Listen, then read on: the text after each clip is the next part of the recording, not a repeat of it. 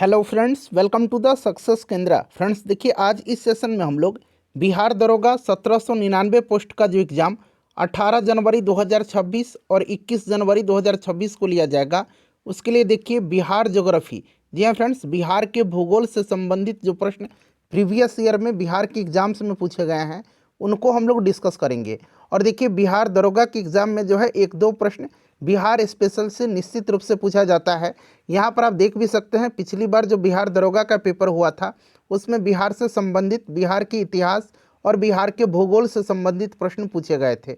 तो आज इस सेशन में हम लोग बिहार ज्योग्राफी डिस्कस करेंगे और नेक्स्ट सेशन में मैं आपको बिहार का हिस्ट्री आपको कवर करवा दूंगा। चैनल पर अगर आप पहली बार आए हुए हैं तो चैनल को सब्सक्राइब कर लीजिए और जो बगल में बेल आइकन है, घंटी का निशान है, उसको भी ज़रूर दबा लीजिए, ताकि जब भी इसी तरह का कोई भी इम्पोर्टेंट वीडियो बिहार दरोगा एग्ज़ाम से रिलेटेड अपलोड किया जाए तो उसका नोटिफिकेशन सबसे पहले आपके पास पहुंच जाए। तो चलिए फ्रेंड्स, बिना देरी किए हुए सेशन स्टार्ट करते हैं। एक बार सभी लोग प्लीज़ पहले सेशन को लाइक कर दीजिए और जब इसको कंप्लीट देख लीजिएगा, पूरा देख लीजिएगा, तो कम से कम इसको एक ग्रुप में फ्रेंड्स ज़रूर ही शेयर कर दीजिएगा। तो चलिए अब हम लोग स्टार्ट करते हैं आज का सेशन। तो देखिए फ्रेंड्स, बिहार दरोगा 1799 पोस्ट जिसका एग्ज़ाम 18 जनवरी 2026 और 21 जनवरी 2026 को लिया जाएगा, उसके लिए हम लोग बिहार ज्योग्राफी के क्वेश्चन को डिस्कस करेंगे। यानी कि बिहार ज्योग्राफी, बिहार के भूगोल को इस सेशन में हम डिस्कस करने वाले हैं। और देखिए, बिहार दरोगा के एग्ज़ाम में 3-4 प्रश्न जो है बिहार स्पेशल से निश्चित रूप से पूछे जाते हैं। आप देख सकते हैं, ये प्रश्न पिछली बार बिहार दरोगा का जो एग्ज़ाम हुआ था 1275 पोस्ट वाला, उसमें यह प्रश्न पूछा गया है। प्रश्न पढ़ेंगे सभी लोग कि कोसी नदी बिहार के किस शहर में गंगा नदी से मिलती है। और देखिए, कोसी नदी, पुनपुन नदी, उसके बाद देखिए एक नदी है घाघरा नदी, ये बार बार पूछा जाता है। तो सबसे पहले देखिए, कोसी नदी जो है ये किस शहर में गंगा नदी से मिलती है, तो ये कटिहार के कुर्सेला में जो है कोसी नदी गंगा नदी से मिलती है। कहाँ पर? तो कुर्सेला, याद रखिएगा। अच्छा, पुनपुन नदी बड़ा पूछा जाता है कि पुनपुन नदी जो है ये कहाँ पर जो है गंगा नदी से मिलती है। पुनपुन नदी मिलती है फतुहा में। कहाँ पर? फतुहा में जो है पुनपुन नदी गंगा नदी से मिलती है। अच्छा, घाघरा नदी जो है, घाघरा नदी जिसको कि सरयू नदी के नाम से भी जाना जाता है, ये कहाँ पर गंगा नदी से मिलती है? तो ये मिलती है रेविलगंज में। कहाँ पर फ्रेंड्स? याद रखिएगा, रेविलगंज, सारण छपरा में रेविलगंज है, वहीं पर जो है रेविलगंज में ये घाघरा नदी गंगा नदी से मिलती है। और पुनपुन नदी मिलती है फतुहा में, कोसी नदी मिलती है कुर्सेला में। तो इसको आप ध्यान रखिएगा, जो भी मैं पॉइंट्स आपको बताऊंगा उसको आप ध्यान रखते चलिए। चलिए अगला प्रश्न देखिएगा। और बीपीएससी के द्वारा बिहार ज्योग्राफी के प्रश्न और बिहार के इतिहास से संबंधित प्रश्न जो है जो पूछे जाते हैं, उतना अगर आप कर लेते हैं तो बिहार स्पेशल आपका कवर हो जाएगा। और पूरा यहाँ पर इस सेशन में मैं आपको बिहार ज्योग्राफी, बिहार दरोगा एग्जाम के लिए डिस्कस कराऊंगा। देखिए, बिहार राज्य का क्षेत्रफल कितना है? बिहार राज्य का क्षेत्रफल बड़ा इंपॉर्टेंट है। बिहार राज्य का क्षेत्रफल जो है ये 94,163 वर्ग किलोमीटर है। तो यहाँ पर आप देख सकते हैं 94,163 वर्ग किलोमीटर। ये भी पिछली बार बिहार दरोगा के एग्जाम में पूछा गया है। ठीक है, चलिए। और बिहार का जनसंख्या अगर पूछेगा 2011 की जनगणना के अनुसार तो 10,40,99,452, इसको आप याद रखिएगा। ठीक है, चलिए। उसके बाद देखिएगा कि 2011 की जनगणना के अनुसार बिहार में कौन सा जिला न्यूनतम साक्षरता दर वाला जिला है। बिहार की जनगणना एक झलक आप जरूर पढ़ करके जाइएगा। बिहार की जनगणना जो 2011 वाला है वहाँ से प्रश्न पूछा जाता है। तो यहाँ पर ध्यान देखिए, प्रश्न पूछा गया है कि 2011 की जनगणना के अनुसार बिहार में कौन सा जिला न्यूनतम साक्षरता दर वाला जिला है।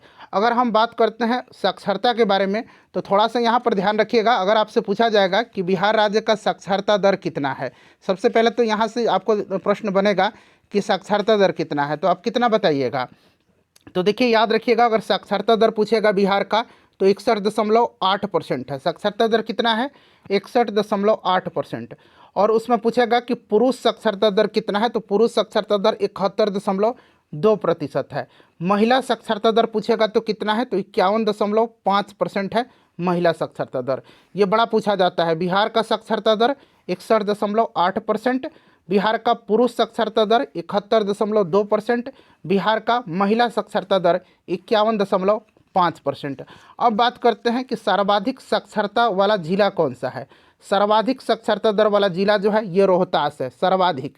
ठीक है ना। और यहाँ पर न्यूनतम साक्षरता दर वाला जिला पूछा गया है तो न्यूनतम हो जाएगा आपका पूर्णिया। क्लियर। और इसमें भी पूछा जाता है कि सर्वाधिक पुरुष साक्षरता दर वाला जिला, तो उसमें भी रोहतास आगे है, और सर्वाधिक महिला साक्षरता दर में भी रोहतास ही आगे है। अच्छा, ये क्लियर हो गया। पुरुष साक्षरता दर कहाँ पर सबसे ज़्यादा है, तो रोहतास में। अच्छा, न्यूनतम पुरुष साक्षरता दर पूछेगा तो ये पूर्णिया में है, और न्यूनतम महिला साक्षरता दर वाला जिला पूछेगा तो सहरसा है। तो इतना पॉइंट्स आप ज़रूर याद रखिएगा, ठीक है। चलिए, उसके बाद देखिएगा कि बिहार के निम्नलिखित जिलों में से किसमें आपको अधिकतम क्षेत्रफल में अति सघन वन मिलेंगे। अति सघन वन, देखिए बड़ा इंपॉर्टेंट क्वेश्चन है, यहाँ से भी 3-4 प्रश्न मैं आपका कवर करवाऊंगा। तो सबसे पहले आपसे पूछा जाएगा फ्रेंड्स कि बिहार में जो है आपका, ध्यान रखिएगा कि बिहार में जो है आपका 2023 का जो फॉरेस्ट रिपोर्ट है उसके अनुसार जो है बिहार में आपका कुल भौगोलिक क्षेत्रफल का कितना प्रतिशत जो है वन आवरण है। तो वन आवरण अगर पूछेगा तो लगभग 8% आप याद रखिएगा, ठीक है ना, वन आवरण, ठीक है फ्रेंड्स, ध्यान रखिएगा। अच्छा, अगर पूछेगा कि वृक्ष आवरण कितना है, तो वृक्ष आवरण 2.7% है। अगर ओवरऑल पूछेगा कि बिहार में कुल जो है वृक्ष आवरण और वन आवरण कितना है, तो इसको 10.7% लगभग आप याद रखिएगा, ये ज़्यादा इम्पॉर्टेंट है, ठीक है। अच्छा, उसके बाद पूछा जाता है कि जो सबसे ज़्यादा जो है कहाँ पर वन है सबसे ज़्यादा, तो सबसे ज़्यादा वन कहाँ पर है, बिहार के किस ज़िले में जो है सर्वाधिक जो है वनावरण है, वनावरण वाला ज़िला तो कैमूर है सर्वाधिक। और न्यूनतम वनावरण वाला ज़िला कौन सा है, तो न्यूनतम हो जाएगा शेखपुरा। क्लियर, इतना आप जरूर याद रखिएगा। और सघन जो है यहाँ पर पूछा गया है कि अति सघन वन, तो ये पश्चिम चंपारण में। ये सब पॉइंट आप याद रख लीजिएगा, ठीक है। चलिए, उसके बाद देखिए अगला प्रश्न है कि बिहार के निम्नलिखित में से कौन सा जिला स्वर्ण खनिजों के उत्पादकों की सूची में है। तो आपको पता है कि बिहार में जो है सोना कहाँ पर पाया जाता है, तो फ्रेंड्स ये जमुई में। कहाँ पर, जमुई में, ध्यान रखिएगा, कहाँ पर, जमुई में, ठीक है। चलिए, नेक्स्ट क्वेश्चन करेंगे कि जनगणना 2011 के अनुसार भारत के किस राज्य में जनसंख्या घनत्व सर्वाधिक था। अब देखिए यहाँ पर जनसंख्या घनत्व पूछा गया, तो जनसंख्या घनत्व सर्वाधिक जो है ये कहाँ पर है, ये प्रश्न पूछा गया है। तो जनघनत्व सबसे ज़्यादा जो है कहाँ पर है, अपना राज्य बिहार में है, ठीक है ना, बिहार में है। और बिहार का जनघनत्व कितना है, तो 1106 व्यक्ति प्रति वर्ग किलोमीटर, ये भी आप ध्यान रखिएगा। तो यहाँ पर बिहार राज्य हो जाएगा। अच्छा, बिहार में अगर पूछेगा कि सर्वाधिक जनघनत्व वाला जिला कौन सा है, सर्वाधिक जनसंख्या घनत्व वाला जिला, तो सर्वाधिक जनसंख्या घनत्व वाला जिला शिवहर है। कौन सा है, शिवहर है। और न्यूनतम जनसंख्या घनत्व वाला जिला तो ये कैमूर है। कौन है, कैमूर है। ये सब भी ध्यान रखिएगा, देख सकते हैं ये प्रश्न जो है जनगणना से रिलेटेड है।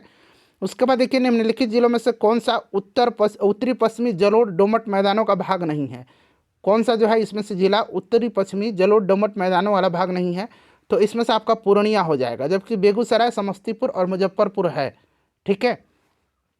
उसके बाद देखिए दुर्गावती जलप्रपात बिहार के किस जिला में स्थित है। दुर्गावती जलप्रपात, देखिए दुर्गावती जलप्रपात और एक ककोलत जलप्रपात, ककोलत जलप्रपात, ठीक है ना, ककोलत, और एक तेलहर कुंड जलप्रपात है, तेलहर कुंड जलप्रपात, ठीक है। ये 3 नाम याद रखिएगा। दुर्गावती कैमूर में है, तेलहर कुंड जलप्रपात भी कैमूर में है, और ककोलत जो है ना ये नवादा में है। ककोलत बार बार पूछा जाता है, तो ककोलत कहाँ पर है, नवादा में है। तेलहर कुंड कैमूर में है, दुर्गावती कैमूर, ध्यान रख लीजिएगा, ठीक है ना। चलिए, उसके बाद देखिए बिहार की संस्कृति में तिलकुट क्या है। तो तिलकुट आपको पता है, तिल से बनी हुई एक मिठाई होती है तिलकुट, ठीक है ना, तिलकुट, ध्यान रखिएगा, ठीक है। चलिए, उसके बाद देखिए अगला प्रश्न है कि बिहार में कैमूर में पाए जाने वाला खनिज संसाधन क्या है। ये इसी साल बिहार मद्य निषेध दरोगा का जो एग्जाम हुआ था उसमें पूछा गया है। तो कैमूर में जो है चूना पत्थर क्या पाया जाता है, चूना पत्थर पाया जाता है, ठीक है। चलिए, उसके बाद देखिए पूछा गया है कि बिहार महोत्सव 2025 का आयोजन कहाँ पर हुआ था। बिहार महोत्सव बताइए। तो बिहार महोत्सव का आयोजन जो है ये कहाँ पर किया गया था, तो नई दिल्ली में किया गया था।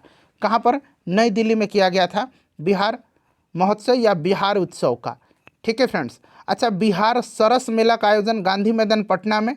बिहार आइडिया फेस्टिवल का आयोजन जो है ये पूरे बिहार में जो है जिला, प्रमंडल और राज्य स्तर पर इसका जो है नवाचार और उद्यमिता को बढ़ावा देने के लिए इसका आयोजन हो रहा है। मखाना महोत्सव 2025 का आयोजन पटना में किया गया था। ये सब पॉइंट आप ध्यान रखिएगा। बीपीएससी में जो प्रश्न पूछे जाते हैं वहीं से प्रश्न जो है बिहार दरोगा में भी उठा करके पूछ लिया जाता है। तो चलिए अब हम लोग उनको कवर कर लेते हैं। कोपेन जलवायु वर्गीकरण योजना के अनुसार बिहार मुख्यतः किस प्रकार की जलवायु में स्थित। यहाँ पर ध्यान दीजिए, कोपेन जलवायु वर्गीकरण योजना के अनुसार बिहार जो है यह मुख्यतः CWG जलवायु के अंतर्गत आता है। तो यहाँ पर ऑप्शन नंबर आपका बी करेक्ट आंसर हो जाएगा। ठीक है, चलिए उसके बाद देखिएगा कि गोगाबिल पक्षी अभयारण्य बिहार के किस जिले में स्थित नहीं है।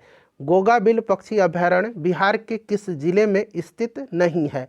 अच्छा, आपको याद होगा गोगाबिल जो है ना फ्रेंड्स, यह कटिहार में पड़ता है और गोगाबिल झील बिहार का पहला सामुदायिक अभयारण्य भी है। इसे आप ध्यान रखिएगा। तो ये कहाँ पर है? कटिहार में पड़ता है। ये समस्तीपुर, कैमूर और नालंदा में स्थित नहीं है। यानी कि इसका आंसर हो जाएगा 1, 3 और 4 करेक्ट आंसर हो जाएगा। तो यहाँ पर आप देख सकते हैं 1, 3 और 4 ऑप्शन नंबर ए में दिया गया है। आपको ध्यान रखना है ये कटिहार में पड़ता है। ठीक है, ध्यान रखिएगा। और गोगाबिल को जो है अभी रामसर स्थल का भी दर्जा दिया गया है, तो इसे भी आप ध्यान रखिएगा। उसके बाद अगर बात करते हैं तो गोकुल जलाशय जो है बक्सर जिला का गोकुल जलाशय, यहाँ पर मैं लिख देता हूँ गोकुल जलाशय। गोकुल जलाशय कहाँ पर है? गोकुल जलाशय तो ये बक्सर में है गोकुल जलाशय। इसको रामसर स्थल का दर्जा दिया गया है और यह गंगा नदी के दक्षिणी किनारे पर स्थित है, ध्यान रखिएगा।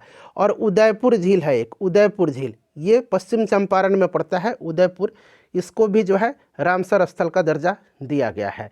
तो इस प्रकार से अब 6 रामसर स्थल वर्तमान में हो गए हैं। ठीक है, चलिए उसके बाद देखिए अगला प्रश्न है कि निम्नलिखित कथनों पर विचार करें। ठीक है, और इनमें से आपको बताना है कि उपरोक्त कथन में से कौन सा कथन यहाँ पर सही दिया गया है। चलिए एक एक करके देख लेते हैं। 3 कथन यहाँ पर दिया गया है, तीनों को हम लोग एक एक करके देख लेते हैं। तो यहाँ पर ध्यान दीजिएगा फ्रेंड्स, यहाँ पर आप देख सकते हैं पहला जो स्टेटमेंट दिया गया है उसमें क्या पूछा जा रहा है कि चंपारण की कुछ पहाड़ियों को छोड़ करके उत्तर बिहार का शेष मैदानी भाग पूरी तरह से समतल है। बताइए ये स्टेटमेंट सही है या गलत है? तो फ्रेंड्स आप देख सकते हैं ये स्टेटमेंट जो है आपका सही दिया गया है। उसके बाद देखिए अगला क्या पूछा गया है कि उत्तर बिहार का मैदान लगभग 90,000 वर्ग किलोमीटर में फैला हुआ है। अच्छा फ्रेंड्स, आपको याद होगा कि बिहार का क्षेत्रफल कितना है। तो देखिए बिहार का क्षेत्रफल आपको याद होगा 94,163 वर्ग किलोमीटर है ना। उत्तर बिहार का मैदान लगभग जो है ये 90,000 वर्ग किलोमीटर में फैला हुआ है, नहीं ये गलत है। लगभग की बात करते हैं तो 53,300 वर्ग किलोमीटर में फैला हुआ है। और वहीं दक्षिण बिहार का मैदान जो है ये 40,900 वर्ग किलोमीटर में लगभग फैला हुआ है। तो आप दोनों को जब लगभग में जोड़ देंगे तो ये 94,100 समथिंग, मतलब 94,000 के आसपास निकल के आ जाएगा। तो ये दोनों स्टेटमेंट आपका गलत दिया गया है, केवल इसमें पहला जो है सही दिया गया है। इसीलिए उपरोक्त में से कौन सा कथन सही है तो केवल 1 हो जाएगा। चलिए उसके बाद दूंगा। चलिए निम्नलिखित में से कौन सा पार्क या अभयारण्य बिहार में बाघ परियोजना के अंतर्गत आता है? बताइए। तो बाघ परियोजना के अंतर्गत इसमें से आपका कौन सा आएगा? तो ये आपका वाल्मीकि राष्ट्रीय पार्क आ जाएगा, जो कि पश्चिम चंपारण में पड़ता है। उदयपुर वन्यजीव अभयारण्य भी पश्चिम चंपारण में ही पड़ता है। भीमबांध वन्यजीव अभयारण्य ये मुंगेर में पड़ता है। तो इससे भी आप साथ साथ ध्यान रखिएगा। करेक्ट आंसर इसका ऑप्शन नंबर ए हो जाएगा। चलिए उसके बाद नेक्स्ट क्वेश्चन है कि कर्मनाशा नदी का उद्गम स्थल है। कर्मनाशा नदी का उद्गम स्थल है, बताइए। तो देखिए कर्मनाशा नदी का उद्गम स्थल जो है यह आपका हो जाएगा कैमूर जिला। ठीक है ना, कैमूर जिला। अच्छा, गंगा में कौन सी नदी कहाँ पर मिलती है ये भी प्रश्न पूछा जाता है। ठीक है ना, तो ये सब भी आप पढ़ लीजिएगा। आगे भी मैं आपको इसी सेशन में करवाऊंगा, आगे प्रश्न मिलेंगे।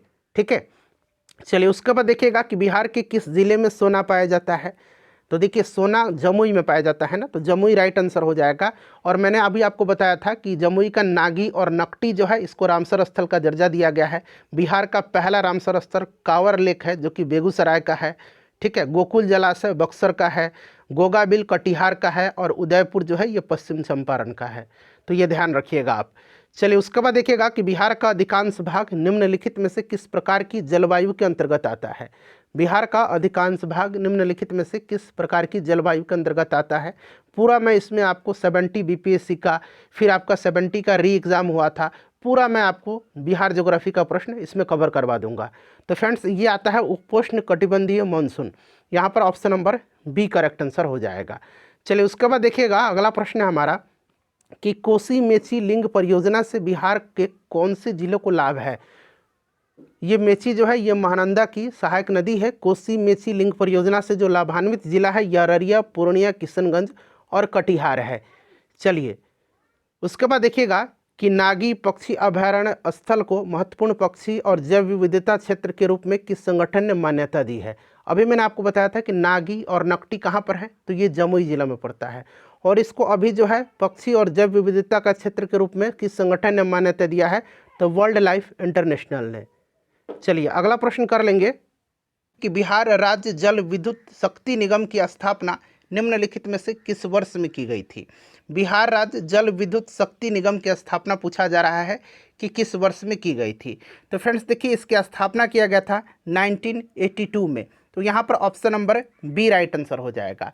चलिए उसके बाद देखिएगा, अगला प्रश्न पूछा गया है कि भारत की जनगणना 2011 के अनुसार बिहार में लिंग अनुपात क्या है। 2011 की जनगणना के अनुसार पूछा जा रहा है कि बिहार में लिंगानुपात क्या है। तो देखिए, बिहार में लिंगानुपात जो है आपको ध्यान रखना है, ये 918 है। अगर वहीं आपसे शिशु लिंगानुपात पूछा जाता तो शिशु लिंगानुपात जो है बिहार का 935 है। इससे भी आप ध्यान रखिएगा, ये दोनों प्रश्न काफ़ी इंपॉर्टेंट है। और इसी प्रकार से मैंने आप बिहार हिस्ट्री मैंने कवर कराया हुआ है, बिहार का इतिहास।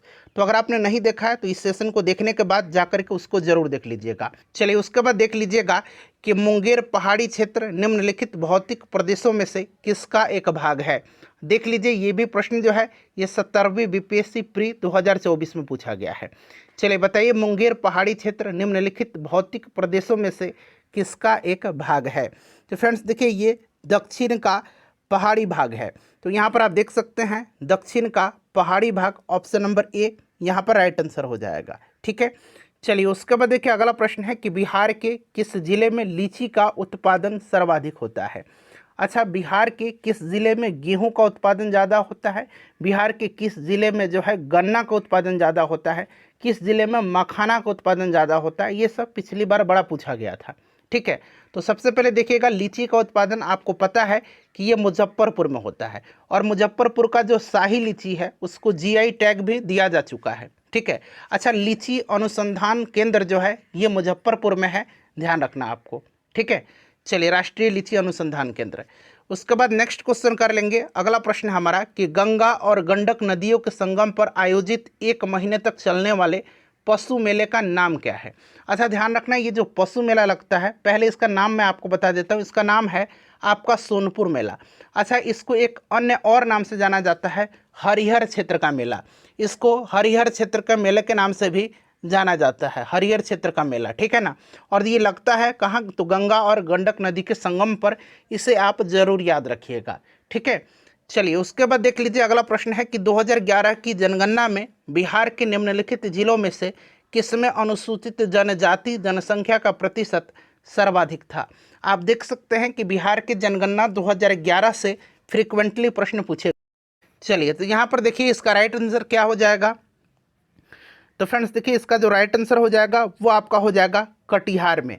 ठीक है ना, कटिहार में। और जो मैं आंसर बता रहा हूँ आपको वो बीपीएससी ने आंसर दिया हुआ है फाइनल आंसर की में।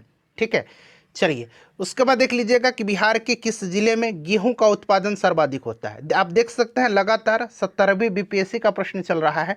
तो पहले मैं आपको 17वीं बीपीएससी में जो प्रश्न पूछे गए हैं, 17वीं बीपीएससी और जो री एग्जाम हुआ था 17वीं बीपीएससी का, उसमें जो प्रश्न पूछे गए पहले मैं आपको उनको कंप्लीट करवा दे रहा हूँ। ठीक है ना, और पूरा प्रश्न इसमें इंक्लूड है, आप निश्चिंत रहिएगा।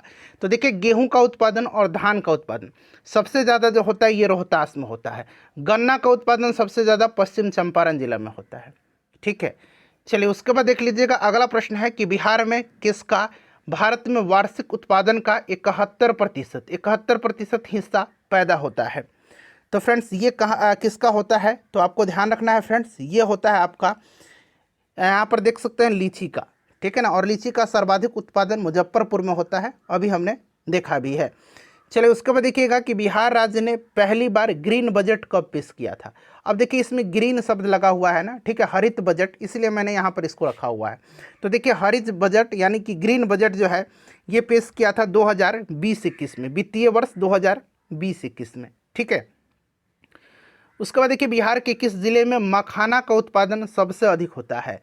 मखाना का उत्पादन सबसे ज़्यादा कहाँ पर होता है, तो अगर हम ऑप्शन से चलेंगे तो आप देख सकते हैं यहाँ पर मधुबनी दिया गया है। ठीक है, 17वीं बीपीएससी री एग्जाम का ये प्रश्न है। ठीक है, मधुबनी करेक्ट आंसर हो जाएगा। ठीक है फ्रेंड्स, चलिए दरभंगा में भी होता है मखाना का उत्पादन, तो हो सकता है ऑप्शन में दरभंगा भी दे दिया जाए, तो इसे भी आप ध्यान रखिएगा। उसके बाद देखिए ये प्रश्न तो बार बार बीपीएससी पूछता है कि कौन सी नदी बिहार का शोक के रूप में जानी जाती है। अब देखिए ये जो नया वाला घटना चक्र बुक दिया गया है ना, इसमें जो प्रश्न इंक्लूड नहीं थे बिहार स्पेशल के, जो 70वीं बीपीएससी में पूछे गए थे, उनको मैंने यहाँ पर इंक्लूड कर दिया है। तो एक भी प्रश्न आपका नहीं छूटने वाला है, आप निश्चिंत रहिएगा। देखिए जो बुक में दिया था वो तो मैंने आपको यहाँ पर करवा ही दिया, जो बुक में नहीं दिया गया है, जो 70वीं बीपीएससी में पूछा गया था, उसको मैंने यहाँ पर इंक्लूड किया हुआ है। तो देखिए किस नदी को बिहार का शोक कहा जाता है, तो कोसी नदी को कहा जाता है। ठीक है ना, कोसी नदी कुर्सेला में आकर के गंगा में मिलती है, इसे भी आप ध्यान रखिएगा। ठीक है, कटिहार में। उसके बाद देखिएगा कि बिहार के किस जिले में विश्व प्रसिद्ध चित्रांकन, देखिए ध्यान से पढ़िएगा, बहुत ही आसान प्रश्न है। बिहार के किस जिले में विश्व प्रसिद्ध चित्रांकन यानी कि पेंटिंग मिलता है? कौन सा जिला है जहाँ पर जो है विश्व प्रसिद्ध पेंटिंग है? तो आपको पता है मधुबनी पेंटिंग काफ़ी फेमस है। तो यहाँ पर देखिए option D Madhubani correct answer हो जाएगा। 70वीं बीपीएससी री एग्जाम में पूछा गया है। अच्छा, सोन नदी का उत्पत्ति स्थल जो है अमरकंटक कहाँ स्थित है? तो ध्यान रखिएगा, सोन नदी जो है ये मध्य प्रदेश के अमरकंटक के पास मैकाल पर्वतमाला से निकलती है, मैकाल पर्वतमाला से। तो यहाँ पर देखिए मैकाल श्रेणी राइट आंसर हो जाएगा। क्लियर। चलिए उसके बाद देख लीजिएगा, अगला प्रश्न पूछा गया है कि निम्नलिखित अपवाह प्रणालियों में से देखिए किससे बिहार की भूमि अपवाहित होती है? अब सारा ऑप्शन आपको दिख रहा है ना, निम्नलिखित अपवाह प्रणालियों में से किससे बिहार की भूमि अपवाहित होती है? तो इसमें से देखिए कौन सी नदी बिहार में है? तो आप देख सकते हैं यहाँ पर आपका घाघरा नदी दिया गया है। ठीक है ना, घाघरा राइट आंसर हो जाएगा। और घाघरा नदी जो है ये गंगा में आकर के कहाँ पर मिलती है, ये प्रश्न भी पूछा जाता है। तो ये रेबिलगंज में आकर के, छपरा में रेबिलगंज, याद रखिएगा रेबिलगंज में आकर के ये गंगा में मिलती है। ठीक है, चलिए उसके बाद देख लीजिएगा, ये प्रश्न तो बीपीएससी का फेवरेट प्रश्न है भाई। कोसी मैदान की समुद्र तल से औसत ऊंचाई क्या है? ये 69वीं बीपीएससी में भी पूछा गया था, आप देखेंगे आगे मिलेगा। और देखिए यहाँ पर 70वीं बीपीएससी में भी री एग्जाम में पूछा गया है, कोसी मैदान की समुद्र तल से औसत ऊंचाई। तो फ्रेंड्स ये 30 मीटर है। ठीक है, 30 मीटर राइट आंसर हो जाएगा। चलिए उसके बाद देखिए ये सूची दिया गया है और मिलान करना है। ठीक है, अब देखिएगा यहाँ पर मिलान करना है। तो देखिए वैशाली जो है, वैशाली ये आपका हो जाएगा इसमें से कौन सा? तो वैशाली हो जाएगा इसमें से आपका पुष्प उत्पादन। ठीक है, भागलपुर की बात करते हैं तो रेशमी वस्त्र में, ठीक है ना, सिल्क सिटी बिहार का कहा जाता है इसको। उसके बाद देखिए जमुई की बात करते हैं तो जमुई आपका हो जाएगा यहाँ पर सोना के लिए, और मधेपुरा हो जाएगा रेल डाबा कारखाना के लिए। तो कोई दिक्कत यहाँ पर आपको नहीं होनी चाहिए। ठीक है, मैंने यहाँ पर मिलान कर दिया।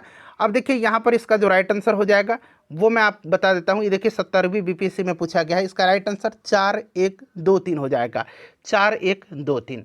तो फ्रेंड्स देखिए ये 70वीं बीपीएससी में जो प्रश्न पूछे गए थे उनको मैंने आपको कवर कराया हुआ है, ध्यान रखिएगा इस तरह का प्रश्न पूछा जा रहा है। चलिए आगे देखिए, अगला प्रश्न कर लेंगे अब हम लोग कि बिहार में बरौनी रिफाइनरी किसके सहयोग से बनाया गया था? बरौनी तेल शोधक कारखाना जो है ये किस जिला में पड़ता है? बेगूसराय में पड़ता है। जिला का नाम याद रखिएगा। 1964 में 1964 में इसको स्थापित किया गया था। और इसको किसके सहयोग से स्थापित किया गया था? तो फ्रेंड्स ये आपके सोवियत संघ, वर्तमान में अगर बात करें तो रूस के सहयोग से। ठीक है ना, तो यहाँ पर देखिए सोवियत रूस दिया गया है, ऑप्शन सी यहाँ पर राइट आंसर इसका हो जाएगा। उसके बाद देखिएगा कि निम्नलिखित में से कौन सा जोड़ा जो है बिहार के दक्षिण गंगा क्षेत्र से मेल नहीं खाता है? कि निम्नलिखित में से कौन सा जोड़ा बिहार के दक्षिण गंगा क्षेत्र से मेल नहीं खाता है? दक्षिण गंगा क्षेत्र से बताइए। तो देखिए बिहार में गंगा का मैदान उत्तर में नेपाल से लेकर के दक्षिण में छोटा नागपुर पठार तक फैला है। यह बिहार के कुल भौगोलिक क्षेत्र का लगभग आधा हिस्सा है।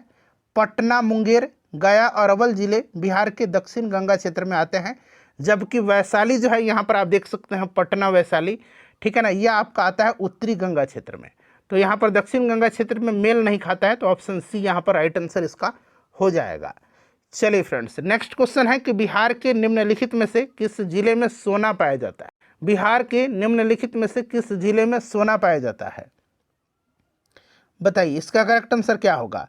तो सोना आपको पता है जमुई में पाया जाता है। ठीक है ना, जमुई यहाँ पर राइट आंसर हो जाएगा। और जमुई में ही बिहार के नागी नकटी पक्षी अभ्यारण्य है। नागी नकटी पक्षी अभ्यारण्य है जमुई में, इसे याद रखिएगा। ठीक है ना, चलिए नेक्स्ट क्वेश्चन कर लेंगे। अगला प्रश्न है कि त्रिवेणी नहर का निर्माण निम्नलिखित में से किस नदी पर किया गया है? देखिए त्रिवेणी नहर का निर्माण जो है यह किस नदी पर किया गया है? बताइए फ्रेंड्स इसका राइट आंसर क्या होगा? तो ये गंडक नदी पर किया गया है। ठीक है ना, गंडक यहाँ पर राइट आंसर हो जाएगा। गंडक नदी पर त्रिवेणी नहर का निर्माण किया गया है। ठीक है ना, इस चीज़ को आप ध्यान रखिएगा, इंपॉर्टेंट है। पश्चिम चंपारण जिला में, ठीक है ना, त्रिवेणी नामक स्थान से जो है। चलिए उसके बाद नेक्स्ट क्वेश्चन है कि कोसी मैदान की माध्य समुद्र तल से औसत ऊंचाई है।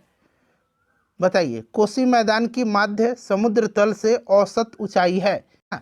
चलिए, और कोसी को आपको पता है बिहार का शोक कहा जाता है। यह क्षेत्र जो होता है कोसी का क्षेत्र और उसकी सहायक नदियों के द्वारा निर्मित बाढ़ की स्थिति यहाँ पर जो है सामना करना पड़ता है लोगों को। और अगर बात करें तो औसत ऊंचाई समुद्र तल से 30 मीटर है। तो यहाँ पर देखिए ऑप्शन ए यहाँ पर राइट आंसर इसका हो जाएगा। ठीक है, और कोसी का मैदान मध्य गंगा के मैदान में स्थित है। चलिए उसके बाद नेक्स्ट क्वेश्चन करेंगे कि बिहार का प्रसिद्ध पशु मेला कार्तिक पूर्णिमा में आयोजित होता है। कहाँ पर? बिहार का प्रसिद्ध पशु मेला कार्तिक पूर्णिमा में आयोजित होता है। तो आप सभी को पता है सोनपुर में आयोजित होता है और इसे एशिया का सबसे बड़ा पशु मेला भी माना जाता है। ठीक है, तो यहाँ पर देखिए सोनपुर राइट आंसर हो जाएगा। चलिए उसके बाद देखिए दक्षिण बिहार में प्रचलित परंपरागत जल संरक्षण सिंचाई पद्धति कहलाती है। दक्षिण बिहार में, कहाँ पर? दक्षिण बिहार में प्रचलित परंपरागत जल संरक्षण सिंचाई पद्धति क्या कहलाती है? तो फ्रेंड्स इसको कहा जाता है आहर पाइन। इसको कहा जाता है आहर पाइन। ठीक है, इसमें जल संसाधनों के प्रबंधन के हेतु प्रतिधारणा तालाबों एवं जो नहर हैं इनका प्रयोग किया जाता है, आहर पाइन। देखिए थॉर्नवेट की योजना अनुसार पूर्वी बिहार की जलवायु किस प्रकार की? थॉर्नवेट की जो योजना है उसके अनुसार पूर्वी बिहार की जलवायु किस प्रकार की है? तो C2 प्रकार की है। C2 जो जलवायु है, C2 जलवायु नमी युक्त उपाद्र जलवायु है। C2 यहाँ पर राइट आंसर इसका होगा। चलिए फ्रेंड्स उसके बाद देखिए मोटा अनाज को चमत्कारिक अनाज और भविष्य की फसल कहा जाता है, क्यों? बताइए, मोटा अनाज को चमत्कारिक अनाज और भविष्य की फसल कहा जाता है, क्यों? राइट आंसर इसका क्या होगा? तो सूखी सहिष्णु फसल, बीपीएससी ने इसका आंसर दिया हुआ है। ठीक है, मोटे अनाज को चमत्कारिक अनाज और भविष्य का अनाज कहा जाता है क्योंकि ये पोषक तत्वों से युक्त होते हैं और इसमें सूखा, सहिष्णु, प्रकाश, असंवेदनशीलता और जलवायु परिवर्तन के प्रति अनुकूलता पाई जाती है, इसीलिए। ठीक है ना। चलिए उसके बाद नेक्स्ट क्वेश्चन है कि निम्न में से किस स्थान पर कोसी नदी गंगा नदी से मिलती है? कोसी नदी गंगा नदी से मिलती है। तो देखिए कोसी नदी जो है ये बिहार राज्य के कटिहार जिले के कुर्सेला में गंगा नदी से मिलती है और इसे सप्तकोशी के नाम से भी जाना जाता है। इस चीज़ को भी याद रखिएगा, कुर्सेला कटिहार में। ठीक है ना। चलिए उसके बाद देखिएगा कि विक्रमशिला गांगेय डॉल्फिन अभयारण्य बिहार के किस जिले में स्थित है? विक्रमशिला गांगेय डॉल्फिन अभयारण्य बिहार के किस जिले में स्थित है? चलिए बताएंगे इसका राइट आंसर क्या होगा। सभी लोग आंसर कमेंट करते चलिए। विक्रमशिला गांगेय डॉल्फिन अभयारण्य बिहार के भागलपुर में है। कहाँ पर है? भागलपुर में है। ऑप्शन नंबर यहाँ पर ए राइट आंसर इसका हो जाएगा। उसके बाद देखिए बिहार की भूमि निम्नलिखित में से किस नदी प्रणाली से अपवाहित है? बिहार की भूमि निम्नलिखित में से किस नदी प्रणाली से अपवाहित है? बताइए। तो देखिए बिहार की भूमि गंगा नदी प्रणाली से अपवाहित है। गंगा नदी बिहार की भूमि को दो भागों में विभाजित करती है, उत्तरी बिहार और दक्षिणी बिहार। बिहार की अन्य प्रमुख नदी गंगा नदी में आकर के मिल जाती हैं और यह नदी बिहार के मध्य भाग में पश्चिम से पूर्व की ओर प्रवाहित होती हैं। चलिए तो राइट आंसर यहाँ पर गंगा करेक्ट आंसर इसका हो जाएगा। चलिए उसके बाद देखिएगा कि बिहार में बल सुंदरी, ताल, करैल और बलथर पद निम्नलिखित में से किसके लिए प्रयुक्त होते हैं? तो देखिए ये जो बाल सुंदरी है, ताल है, करैल है, बलथर है, ये बिहार में एक प्रकार की क्या है? ये मिट्टियाँ हैं। बिहार में ये मिट्टी हैं, इस चीज़ को आप याद रखिएगा, काफ़ी इंपॉर्टेंट है। ठीक है, तो यहाँ पर देखिए मिट्टी राइट आंसर होगा इसका। चलिए उसके बाद देखिए कहलगांव, कांटी, बाढ़ एवं नवीनगर निम्नलिखित में से किसके केंद्र हैं? कहलगांव, कांटी, बाढ़ एवं नवीनगर निम्नलिखित में से किसके केंद्र हैं? तो आप सभी को पता है कहलगांव जो है भागलपुर में पड़ता है, कांटी मुजफ्फरपुर में, बाढ़ पटना में, नवीनगर औरंगाबाद में। यहाँ पर जो है ताप विद्युत शक्ति केंद्र हैं। ठीक है ना, ताप विद्युत शक्ति केंद्र हैं यहाँ पर, आप सभी को पता है। ठीक है, चलिए उसके बाद नेक्स्ट क्वेश्चन है हमारा कि बिहार के निम्नलिखित में से कौन जो है वस्त्र उद्योग का केंद्र है? वस्त्र उद्योग का केंद्र यहाँ पर पूछा जा रहा है। बताइए। अच्छा, सिल्क वस्त्र उद्योग पूछता तब भागलपुर आप लगा सकते थे, क्योंकि भागलपुर को बिहार का सिल्क सिटी कहा जाता है। लेकिन केवल यहाँ पर वस्त्र उद्योग पूछ रहा है, तो बिहार में वस्त्र उद्योग के प्रमुख केंद्र भागलपुर में भी है और गया में भी है। ठीक है ना। गया जिला स्थित मानपुर क्षेत्र सूती वस्त्र उद्योग का भी एक प्रमुख केंद्र है। क्लियर। और बिहार में वस्त्र उद्योग के अंतर्गत हथकरघा, रेशम एवं जूट उद्योग सम्मिलित है। इस प्रकार से अगर आंसर इसका देखा जाए तो 100 से अधिक इसका आंसर होना चाहिए। ठीक है ना, इस चीज़ को आप याद रखिएगा। चलिए, उसके बाद नेक्स्ट क्वेश्चन है हमारा कि बिहार के निम्न हिस्सों में से कौन सा हिस्सा भूतात्विक दृष्टि से अपेक्षाकृत पुराना है। बिहार के निम्नलिखित हिस्सों में से कौन सा हिस्सा भूतात्विक दृष्टि से अपेक्षाकृत पुराना है। तो देखिए, यहाँ पर अगर हम बात करते हैं तो राइट आंसर खड़गपुर की पहाड़ियाँ होगा। खड़गपुर की पहाड़ियाँ धारवाड़ क्रम की है। याद रखिएगा, खड़गपुर की पहाड़ियाँ धारवाड़ क्रम की है, जबकि रोहतास का जो पठार है ये विंध्यन क्रम का है। ठीक है ना, रोहतास का पठार विंध्यन क्रम का है। और यहाँ पर देखिए, उत्तर पश्चिम पहाड़ियाँ ये शिवालिक हिमालय का भाग है, जो कि तृतीय क्रम की है। और उत्तर गंगा मैदान जो है ये आपका सबसे नवीनतम है। तो इसमें से पूछा गया है भूतात्विक दृष्टि से अपेक्षाकृत पुराना, तो ये खड़गपुर की पहाड़ियाँ हैं। ठीक है। चलिए फ्रेंड्स, उसके बाद देखिए, निम्नलिखित में से कौन सा जिला धारवाड़ भू-स्तरीय रचना वाला नहीं। तो देखिए, इसमें से पूछा गया है कि कौन सा जिला धारवाड़ भू-स्तरीय रचना वाला नहीं है। देखिए, नहीं पूछा गया, इस चीज़ को ध्यान रखिएगा। तो देखिए फ्रेंड्स, इसमें से आपका अगर हम बात करें तो बिहार में धारवाड़ भू-स्तरीय रचना वाले जिले दक्षिण पूर्व बिहार में आते हैं, जबकि रोहतास दक्षिण पश्चिम बिहार का भाग है। इसीलिए यहाँ पर इसका आंसर रोहतास होगा। रोहतास क्षेत्र में विंध्यन क्रम की चट्टानें पाई जाती हैं। ठीक है ना, अभी मैंने बताया था कि रोहतास का पठार जो है ये विंध्य क्रम की है।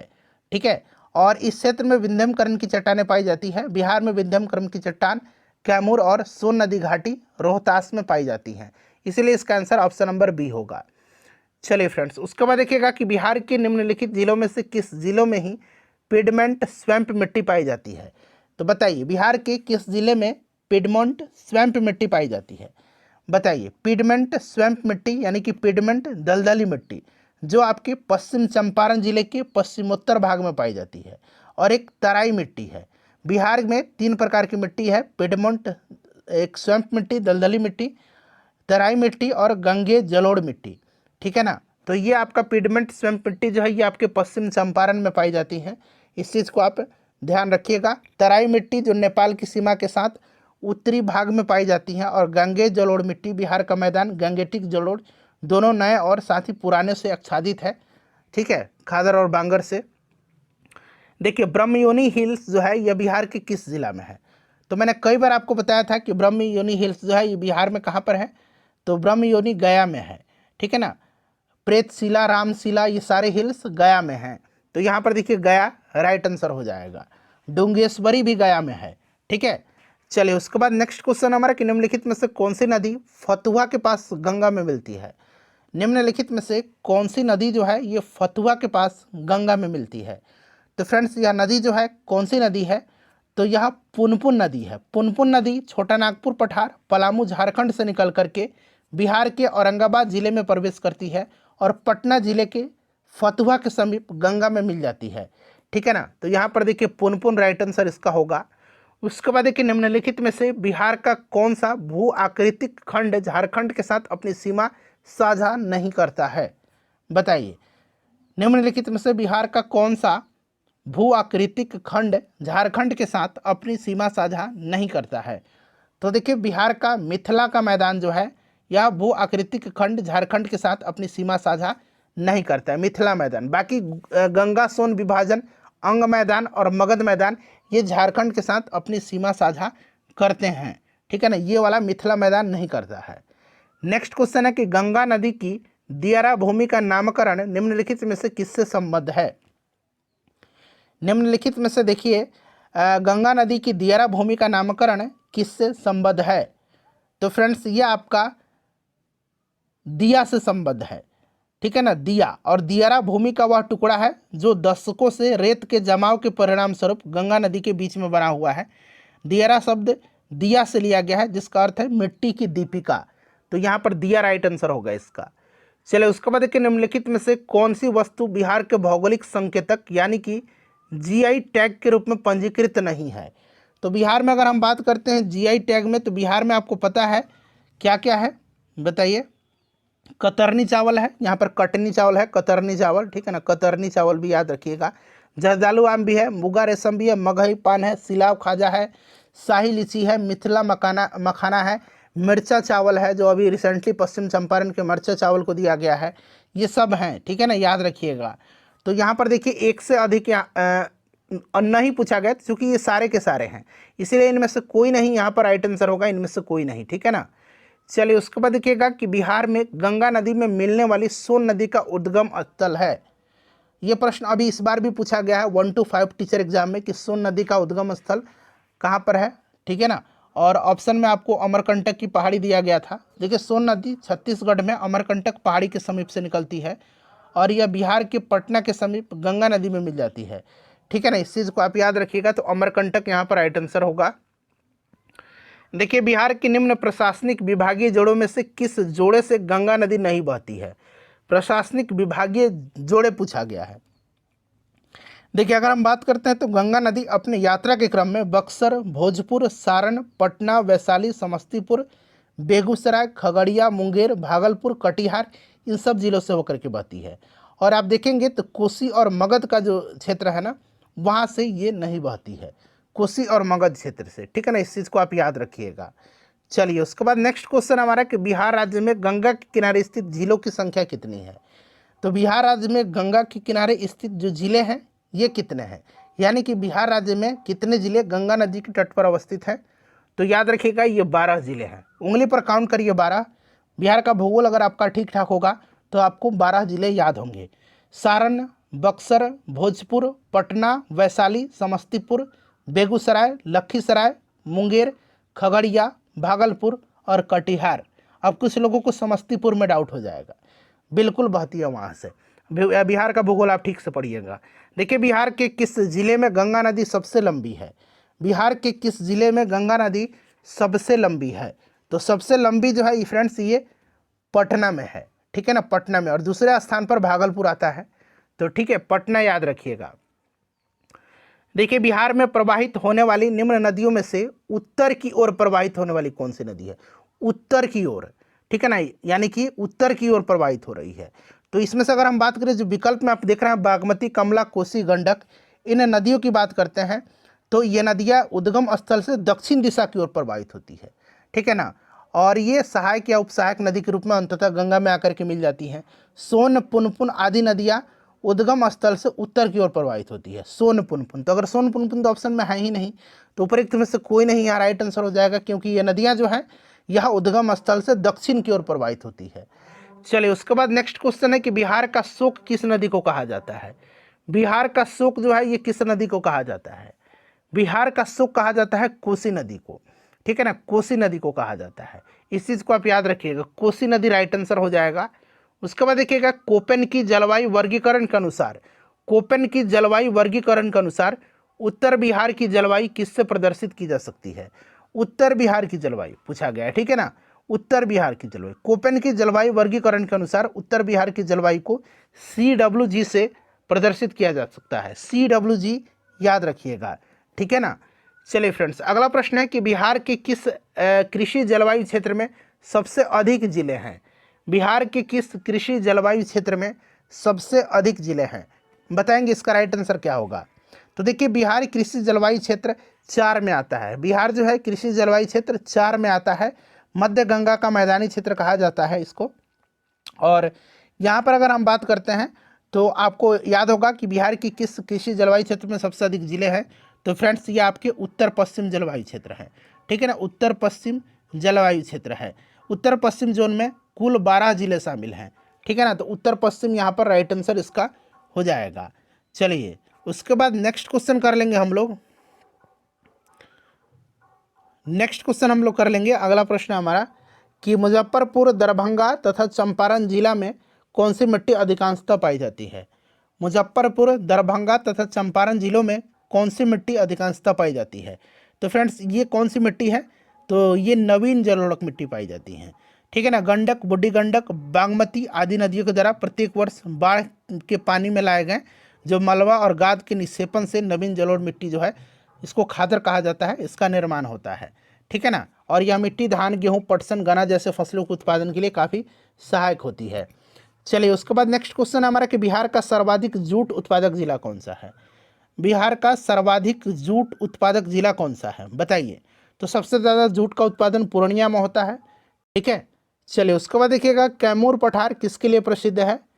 कैमूर पठार जो है यह किसके लिए प्रसिद्ध है। तो कैमूर का पठार जो है यह प्रसिद्ध किसके लिए है बताइए। तो फ्रेंड्स यह चूना पत्थर के लिए फेमस है, चूना पत्थर राइट आंसर इसका हो जाएगा। चलिए निम्नलिखित झीलों में से कौन सी बिहार में स्थित है। कौन सी झील इसमें से बिहार में है। तो देखिए इसमें से बताइए कौन सी झील है। तो यहाँ पर आप देखेंगे तो अनुपम झील बिहार में स्थित है। अनुपम झील जो है ये बिहार में है और यह झील कैमूर वन्य जीव अभयारण्य की सीमा में स्थित है, ठीक है। तो यहाँ पर देखिए अनुपम झील है, याद रखिएगा, ठीक है। कांवर झील बेगूसराय में पड़ता है, इसे भी आप याद रखिएगा, कांवर झील, ठीक है। चलिए फ्रेंड्स सांबर झील जो है ये राजस्थान में है, ठीक है। सुखना चंडीगढ़ में है और कामा झील जो है ये हरियाणा में है। निम्नलिखित में से कौन सा जिला सबसे अधिक घने पतझड़ वाले वन क्षेत्र से घिरा है। निम्नलिखित में से कौन सा जिला देखिए सबसे अधिक घने पतझड़ वाले वन क्षेत्र से घिरा है। तो यह जिला कौन है। पश्चिम चंपारण यहाँ पर राइट आंसर इसका हो जाएगा, पश्चिम चंपारण करेक्ट आंसर हो जाएगा। उसके बाद देखिए निम्नलिखित में से कौन सा शहर बिहार के सबसे पूर्वी भाग में स्थित है। सबसे पूर्वी भाग में कौन सा स्थित है। बिहार के सबसे पूर्वी भाग में जो स्थित जो शहर है वो कौन सा है। तो फ्रेंड्स यह कटिहार है। कटिहार के दक्षिण पश्चिम में भागलपुर और दक्षिण पूर्व में पूर्णिया स्थित है, ठीक है ना। तो यहाँ पर देखिएगा कटिहार राइट आंसर इसका होगा। उसके बाद देखिए बिहार राज्य का कुल भौगोलिक क्षेत्रफल कितना है। अभी मैंने आपको बताया था कि बिहार का कुल भौगोलिक क्षेत्रफल कितना है। फटाफट कमेंट कर दीजिए इसका आंसर, बताइए बिहार का कुल भौगोलिक क्षेत्रफल। तो 94,163 वर्ग किलोमीटर है, ठीक है ना। चलिए उसके बाद देखिएगा कि बिहार का तराई प्रदेश विस्तृत है। बिहार का तराई प्रदेश विस्तृत है, बताइए। तो मैंने बताया था आपको कि तराई प्रदेश जो है ये भारत नेपाल सीमा के समानांतर विस्तृत है, भारत नेपाल सीमा के समानांतर यह विस्तृत है, ठीक है। चलिए और नेपाल से जो जिला लगते हैं पश्चिम चंपारण, पूर्वी चंपारण, सीतामढ़ी, मधुबनी, सुपौल, अररिया, किशनगंज, ये आगे आपको मिलेगा, ये नाम आप याद रखिएगा, ठीक है। चलिए निम्नलिखित में से किस जिले में बिहार के एकमात्र राष्ट्रीय उद्यान स्थित है। तो अभी मैंने आपको बताया था कि यह आपके पश्चिम चंपारण में है, ठीक है ना। पश्चिम चंपारण में वाल्मीकि नेशनल पार्क है, ठीक है, याद रखिएगा। वाल्मीकि टाइगर रिजर्व भी यहीं है। सरियामन झील भी पश्चिम चंपारण में है। उदयपुर वन्य जीव अभयारण्य भी पश्चिम चंपारण जिला में पड़ता है, बिहार में उदयपुर है, राजस्थान वाला मत कनेक्ट करिएगा। चलिए उसके बाद देखिए निम्नलिखित में से कौन सा वन्य जीव अभयारण्य बिहार के मुंगेर जिला में है। बिहार के मुंगेर जिला में जो है कौन सा वन्य जीव अभयारण्य है। तो मुंगेर जिला में आप सभी को पता है कि भीम बांध वन्य जीव अभयारण्य है, भीम बांध वन्य जीव अभयारण्य है, ठीक है ना, भीम बांध है। गौतम बुद्ध जो है ये कहाँ पर है। तो गया में है। राजगीर जो है ये नालंदा में है और वाल्मीकि पश्चिम चंपारण में है। चलिए जुलाई 2018 तक देखिए, जुलाई 2018 तक जो है पटना जिला बिहार के कितने जिलों से सीमाबद्ध था। यह प्रश्न पूछा जा सकता है कि पटना जिला कितने जिलों से सीमाबद्ध है। तो इस चीज़ को आप याद रखिएगा, बताइए राइट आंसर क्या हो जाएगा। तो देखिए पटना जिले की जो सीमा है ये 9 जिलों से लगती है। कितने जिलों से। तो 9 जिलों से। कौन कौन से जिला हैं तो उंगली पर काउंट कर लीजिए। भोजपुर, सारण, वैशाली, समस्तीपुर, बेगूसराय, लखीसराय, नालंदा, जहानाबाद और अरवल जिला से। तो ऑप्शन नंबर यहाँ पर सी राइट आंसर हो जाएगा। उसके बाद देखिए खनिज और जिले के निम्न जोड़ों में से कौन सा जोड़ा सही है। खनिज और जिले के निम्न जोड़ों में से कौन सा जोड़ा जो है यहाँ पर आपको सही दिख रहा है, बताइए राइट आंसर इसका क्या होगा। सभी लोग आंसर कमेंट करिए, बताइए इसका करेक्ट आंसर क्या हो जाएगा। सभी लोग आंसर इसका कमेंट करिएगा, बताइए फ्रेंड्स इसका राइट आंसर क्या हो जाएगा। तो यहाँ पर आप देखेंगे तो लाइम स्टोन कैमूर यह आपका बिल्कुल करेक्ट दिया गया है। लाइम स्टोन कैमूर बिल्कुल करेक्ट दिया गया है, ठीक है ना। तो ऑप्शन नंबर यहाँ पर ए राइट आंसर इसका हो जाएगा, ठीक है ना। माइका नवादा जिला में, क्वार्टजाइट लखीसराय, मुंगेर और नालंदा जिले में, और लेड जिंक जो है ये बांका और रोहतास जिले में लेड जिंक पाया जाता है। ये वाला जो है मिलान सही है। चलिए बिहार के किस जिले में अबरह का भंडार है। बिहार के किस जिले में अबरह का भंडार है, बताइए। अबरह का भंडार जो है ये बिहार के किस जिले में है। तो फ्रेंड्स देखिए, इंडियन मिनरल्स ईयर बुक 2019 के अनुसार बिहार के नवादा जिला में अभ्रक का भंडार है, नवादा में है। तो यहाँ पर देखिए नवादा तो ऑप्शन में दिया ही नहीं गया है, ठीक है ना। चलिए उसके बाद नेक्स्ट क्वेश्चन है कि उद्योग और स्थान के निम्न जोड़ों में से कौन सा जोड़ा सही नहीं है। सही नहीं पूछा गया है, तो यहाँ पर देखिएगा इसमें से सही जो नहीं है ये आपका देखिए रेल डिब्बा और अभियांत्रिकी भागलपुर, ठीक है ना, ये वाला आपका सही नहीं दिया गया है, ठीक है ना। रेल डिब्बा और अभियांत्रिकी उद्योग मुजफ्फरपुर और मोकामा में स्थित है, ठीक है ना। बाकी देखिए oil refinery Barauni, cement Banjari और फर्टिलाइजर भराही, ये सब सही हैं, ये वाला सही नहीं है। बिहार की सीमा से लगने वाले भारत के राज्यों की संख्या कितनी है। राज्यों की संख्या पूछा रहा है, तो राज्य कौन कौन से हैं बिहार से लगने वाले, तो उत्तर प्रदेश, पश्चिम बंगाल और झारखंड है। 3 राज्य हैं, तो ऑप्शन में 3 होना चाहिए था क्योंकि ये बहुत पहले का प्रश्न है, ठीक है ना। तो 3 यहाँ पर राइट आंसर इसका होगा, ठीक है ना, ध्यान रखिएगा। चलिए उसके बाद नेक्स्ट क्वेश्चन कर लेंगे हम लोग। अगला प्रश्न है हमारा कि निम्नलिखित नदियों में से कौन बिहार में गंगा में मिलती हैं। निम्नलिखित नदियों में से कौन जो है बिहार में गंगा से मिलती है। तो बिहार में गंगा से ये सारी की सारी नदियाँ मिलती हैं, गंडक, सोन, घाघरा, पुनपुन, ये सब आकर के गंगा में ही मिलती हैं, ठीक है। तो इस चीज़ को आप याद रखिएगा फ्रेंड्स, इम्पॉर्टेंट है, ठीक है। चलिए उसके बाद नेक्स्ट पुनपुन मैंने बताया था कि फतुआ में आकर के गंगा नदी में मिलती है, ठीक है। सोन पटना के निकट आकर के मिल जाती है। उसके बाद घाघरा नदी जो है ये सारण में रिविलगंज, घाघरा, सरयू, ये आकर के मिलती हैं, ठीक है। चले तो 1 2 3 4 राइट आंसर हो जाएगा। उसके बाद देखिए बिहार का पहला रामसर स्थल कौन सा है। बिहार का पहला जो रामसर स्थल है ये आपको पता है, ये कांवर झील है और यह कांवर झील बेगूसराय जिले में पड़ता है, इस चीज़ को आप याद रखिएगा। तो यहाँ पर देखिए कांवर झील राइट आंसर हो जाएगा। बिहार के किस जिले में सबसे अधिक सोने का भंडार मिला है। सबसे अधिक सोने का भंडार जो है ये बिहार के किस जिले में मिला है, तो ये जमुई में मिला है ना, जमुई यहाँ पर राइट आंसर हो जाएगा। देखिए रिसेंटली ही यह प्रश्न 2022 में ही प्रश्न पूछा गया है। अगला प्रश्न है हमारा कि बिहार के किस जिले में तेलहर कुंड जलप्रपात है। तेलहर कुंड जलप्रपात, ठीक है, बताइए तेलहर कुंड जो है ये कहाँ पर है फ्रेंड्स, तो ये कैमूर में है। तेलहर कुंड कैमूर में पड़ता है, ठीक है ना। चलिए उसके बाद नेक्स्ट क्वेश्चन कर लेंगे। चलिए एशिया की सबसे बड़ी और ताज़े पानी वाली गोखुर झील जो है ये बिहार के किस बिहार की कौन सी है। एशिया की सबसे बड़ी एवं ताज़ा जल वाली गोखुर झील बिहार की कौन सी है, तो ये कांवर झील है जो कि बेगूसराय में पड़ता हो गया कि सबसे बड़ी ताज़ा पानी वाली गोखुर झील, तो ये कांवर झील है जो कि ऑप्शन नंबर यहाँ पर आप देख सकते हैं बी में दिया गया है, ठीक है। Option number B right answer इसका हो जाएगा। चलिए उसके बाद देखिएगा कि बिहार का अधिकांश क्षेत्र आच्छादित है। बिहार का अधिकांश क्षेत्र जो है यह आच्छादित है, तो ये आपके कछारी मिट्टी या फिर दोमट मिट्टी कहिए, कछारी मिट्टी या फिर दोमट मिट्टी, इसी से आच्छादित है। नेक्स्ट क्वेश्चन है हमारा कि बिहार में किस प्रकार के उद्योगों की प्रत्याशा एवं संभावनाएं हैं। बिहार में किस प्रकार की उद्योग की प्रत्याशा एवं संभावनाएं हैं, तो फ्रेंड्स ये कृषि आधारित उद्योग है, ठीक है ना। ये अभी 2018 में बीपीएससी में प्रश्न पूछा गया था, कृषि आधारित उद्योग है। निम्नलिखित में से देखिए बिहार की किस स्थान पर पहली बार चाय बागानों की स्थापना किया गया था। चाय बागानों की स्थापना कहाँ पर किया गया था सबसे पहले, बताइए राइट आंसर क्या हो जाएगा।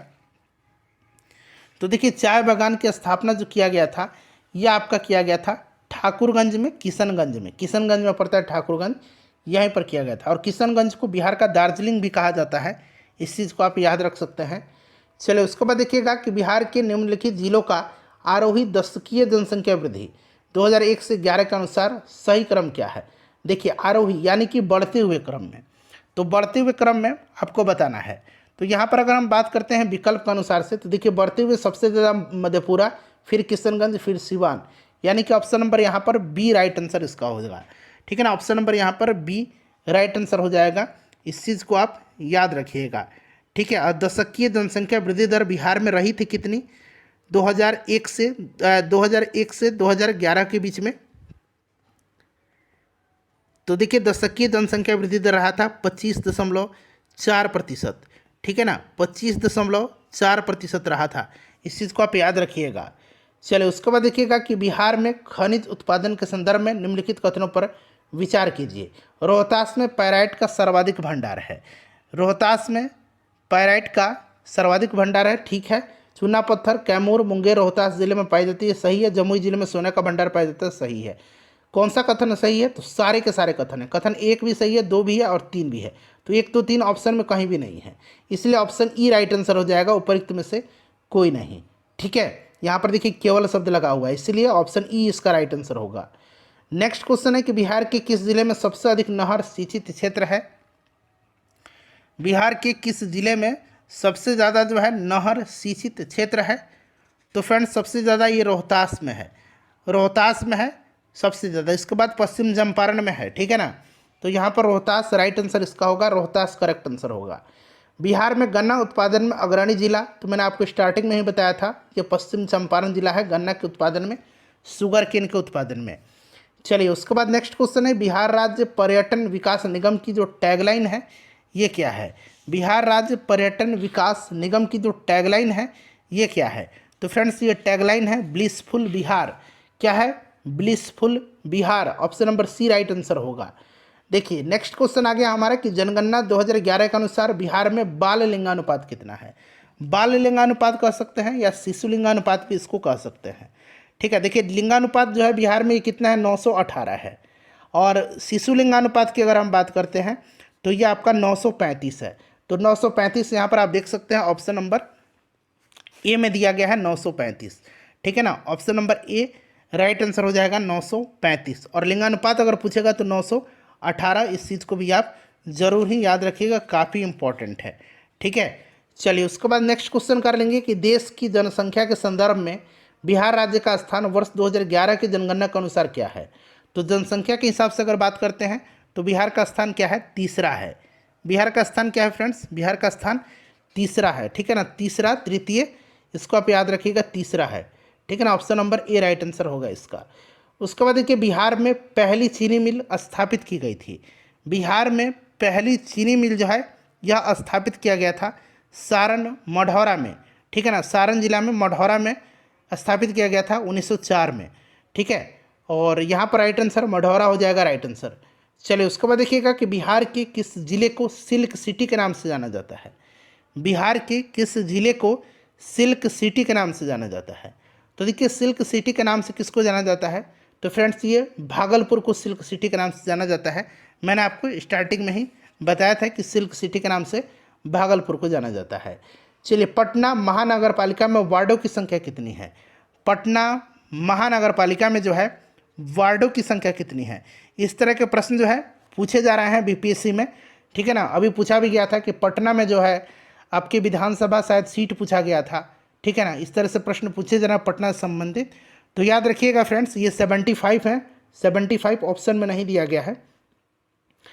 देखिए झारखंड बनाने के लिए बिहार को किस वर्ष विभाजित किया गया था? तो बिहार विभाजित कब हुआ था? 15 नवंबर सन 2000 को। ठीक है, 15 नवंबर सन 2000 को। इस चीज़ को आप याद रखिएगा, 15 नवंबर डेट सहित आप याद रखिएगा। ठीक है ना, चलिए उसके बाद नेक्स्ट क्वेश्चन है कि सुनंदनी कार्यक्रम संबंधित है। सुनंदनी कार्यक्रम संबंधित किससे है? तो सुनंदनी कार्यक्रम संबंधित है आंगनबाड़ी कार्यकर्ताओं के लिए। ठीक है ना, तो आंगनबाड़ी कार्यकर्ताओं से इस तरह के प्रश्न में मैंने शामिल कर दिए हैं। चलिए उसके बाद देखिए बिहार की कुल जनसंख्या के सापेक्ष, भारत की कुल जनसंख्या के सापेक्ष बिहार की जनसंख्या का प्रतिशत क्या है? बताएंगे फ्रेंड्स, बड़ा ही इंपॉर्टेंट क्वेश्चन है। बताइए इसका राइट आंसर फ्रेंड्स क्या होगा? करेक्ट आंसर इसका बताइएगा कि भारत की कुल जनसंख्या के सापेक्ष बिहार की जनसंख्या का प्रतिशत कितना है। अब देखिए हमने तो 8.6 पढ़ा हुआ है, लेकिन अगर एडजेक्ट की बात करते हैं तो 8.58 ही इसका राइट आंसर हो जाएगा। ठीक है ना, बिल्कुल ये एडजेक्ट दिया गया है।